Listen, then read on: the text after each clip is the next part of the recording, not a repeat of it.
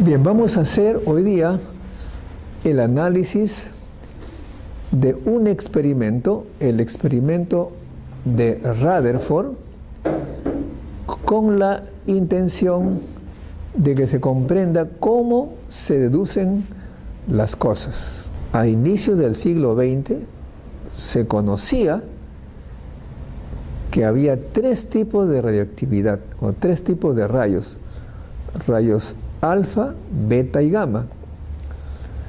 Estos interactuaban diferente con el campo magnético. El campo magnético desviaba a las partículas alfa en un sentido, a las beta en un sentido opuesto, y las gamma seguían en línea recta. La diferencia de la curvatura de las trayectorias de alfa y beta se debe a la masa.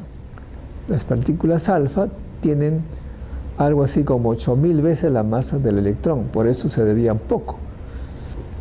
Fue precisamente Rutherford que usó los rayos alfa para irradiar una lámina de oro. Este es un esquema del experimento de Rutherford. Tenemos aquí la fuente, salen los rayos alfa, inciden en una lámina de oro. Alrededor de esta lámina se coloca un detector sensible a la posición, que puede ser una placa fotográfica, y las partículas alfa van a dejar su huella a lo largo de esta placa, por lo tanto definiendo el ángulo con el que salen dispersados las partículas alfa. ¿Cuál era la hipótesis antes del experimento?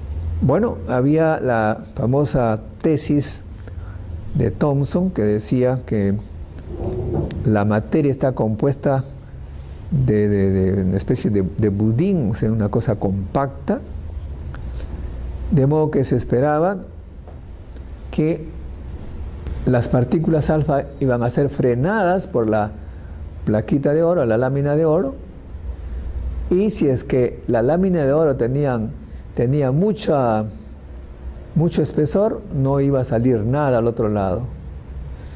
Claro, se escogió una lámina muy delgada y se esperaba que las partículas alfa iban a atravesar la lámina de oro, perder energía en el camino y salir con mucho menor energía cinética, porque la idea era de que la masa era compacta. ¿De acuerdo? Esa era la idea. La gran sorpresa de Rutherford y sus colaboradores fue que la gran mayoría de partículas alfa pasaban de frente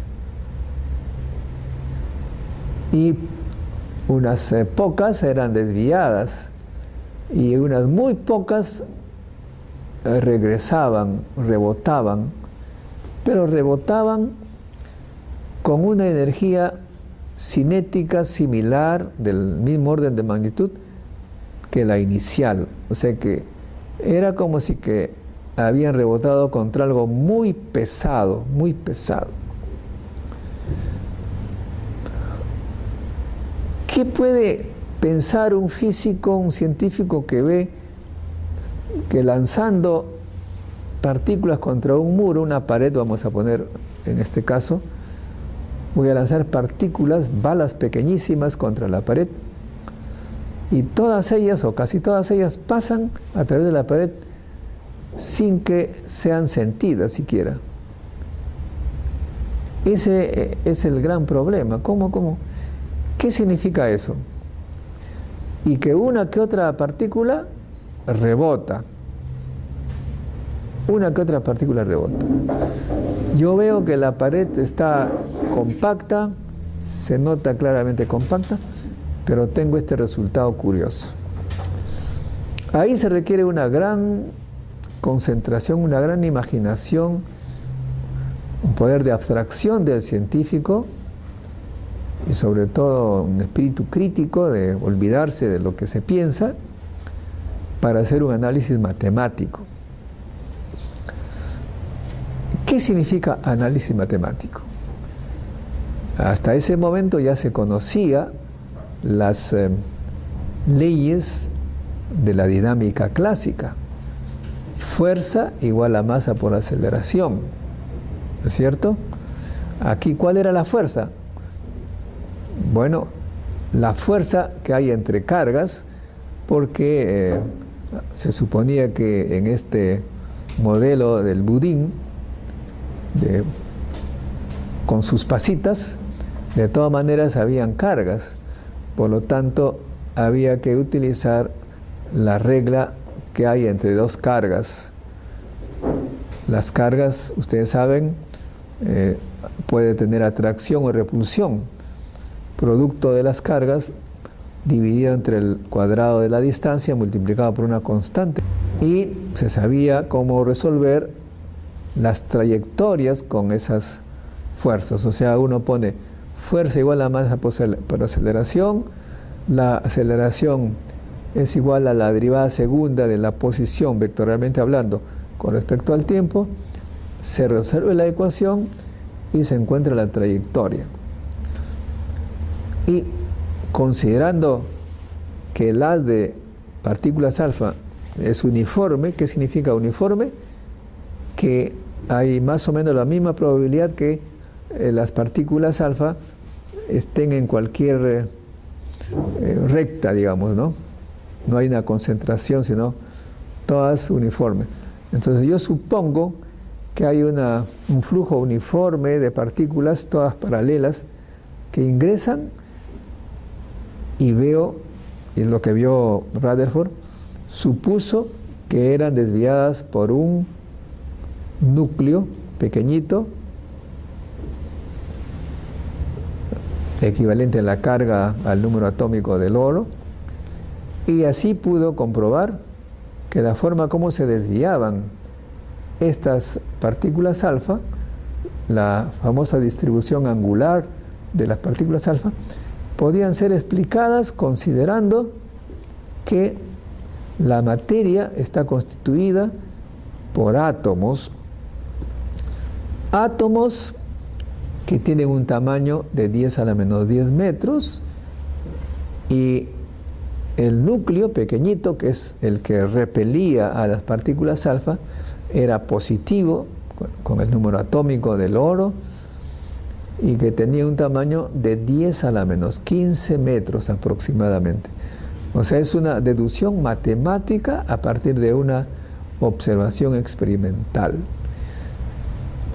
De allí es que sale el modelo atómico de Rutherford, que considera al átomo como un núcleo cargado positivamente en el centro de 10 a la menos 15 metros, con los electrones livianos que giran alrededor, haciendo un radio de 10 a la menos 10 metros.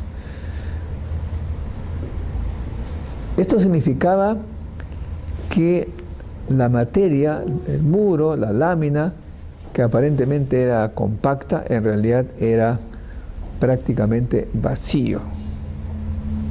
Eso es entonces el inicio de la física de partículas moderna, la física nuclear, que utilizaba a la radiación para estudiar cómo estaba constituida la materia.